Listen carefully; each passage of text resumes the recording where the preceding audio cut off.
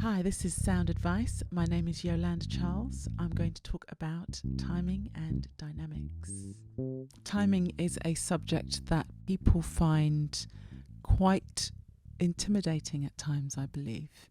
One of the reasons for this is because people talk about placement in terms of whether you're playing on a beat, behind a beat, in front of a beat, and that it's actually all very skill based, because it's like a holy grail for people to be able to have full command over where you place your bass line. And a lot of people who are very good at that are very celebrated because they're able to create a laid back feeling in the bass line, and they'll really enjoy that kind of placement. And some people are more oriented around thinking that that's a natural skill. I personally am oriented about the idea that you can improve any area of musicianship. It doesn't really matter what it is. There are limits, but I still think when it comes to feel, you can learn how to place your riff in different positions of the bar against a fixed static click or sample or loop. And it's actually quite easy to do that when when you're playing alongside a sample, or if you're playing along to a click, that is fixed, and you just need to experiment trying to play your bass line a little bit ahead or a little bit forward or a little bit on top.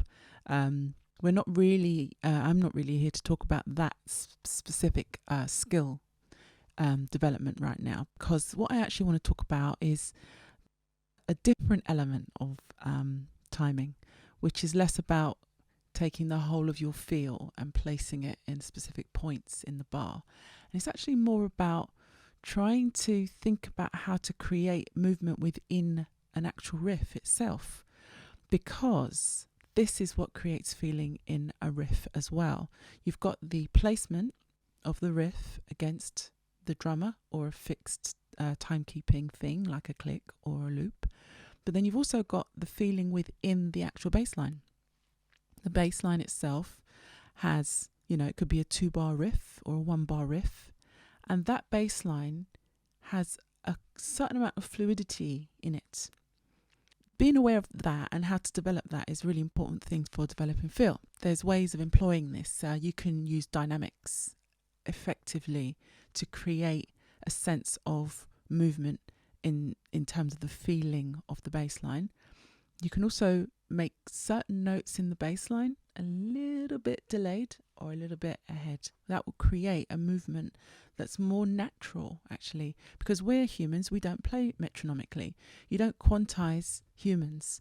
You quantize our performance and take out the humanness, is how it's described. And I believe that's actually accurate, because the humanness of what we do is imperfect. It's just imperfect. And so because it's imperfect, we really need to make sure that we keep it in if we can. You get more command and more control over how you deliver a bass line, especially on a session, if it feels good. That's all. It doesn't need to be perfectly in time. It just needs to feel good. And so that development, it's kind of tricky to communicate how to do that. But one thing I can actually help with is just the idea of listening to what you're playing, establishing how you want it to sound and how to achieve that. So you have a bass line. I like using Brick House, the Commodores.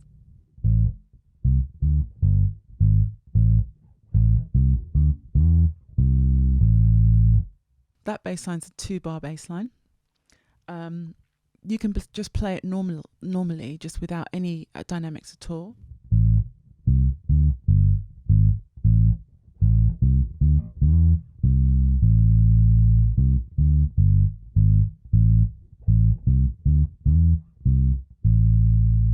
Or you can play it slightly differently. You can play the first note loud, quiet, loud.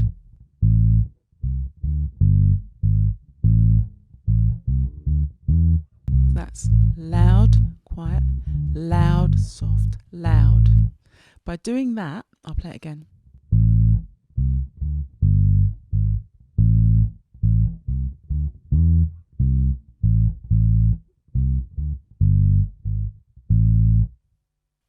speed.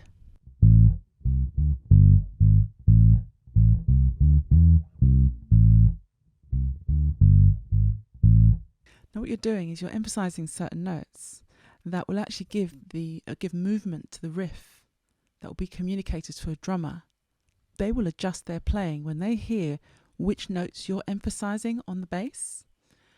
That will actually make them play them slightly differently too, and it creates a kind of pocket that is unique to the two of you, that is going to convey feeling. You can also do things like just pull back on certain notes.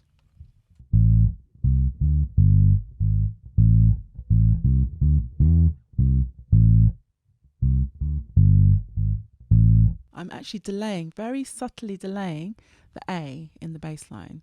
That bass line, if it was metronomic, you wouldn't get the feeling of the weight and the delay together.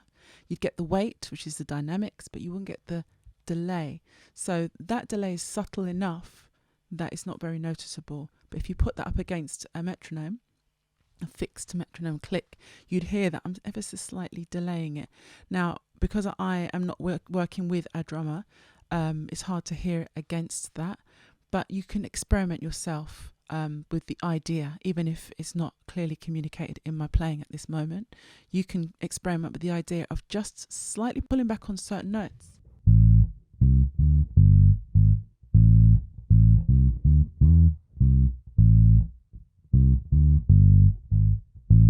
And also playing some notes louder and some notes softer. That creates this element, what I like to describe as ebb and flow, which in human expression, we ebb and flow. We ebb and flow in our speech, in our body movement, and that is human expression. That actually gives our communication, whether it be musical or with words and body language, it gives it a flow of natural messaging of some kind. And in music, it's really useful just if you know and are aware of the fact that you are communicating, that you just let the music kind of flow in a human way, let it express itself by being dynamic within itself. So timing is not just about where you put the block of your performance against a musician or a fixed pulse, like a click or whatever. It's actually timing within itself.